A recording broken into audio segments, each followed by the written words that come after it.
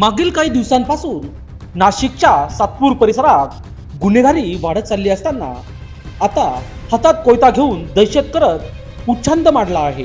अशीच एक घटना सातपूर कॉलनी येथील अपहरण व मारहाण घटना ताजी असताना दिनांक 14 जून रोजी एका टोळक्याने कॉलनी परिसरातील 8000 वसाहतीतील तुफान दगडफेक करत दहशत माजवली होती।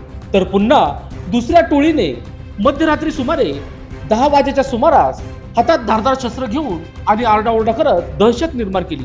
त्यामुळे परिसरातील घबराटीचे वातावरण पसरले होते। सविस्तर असे की दिनांक 14 जून रोजी सातपूर कॉलनी येथील 8000 वसाहती घर नंबर 1274 या घरावर काही तरुणांच्या टोळक्याने दगडफेक करत दहशत निर्माण केली। यानंतर सुमारे 10च्या सुमारास दुसऱ्या टोळीने हातात धारदार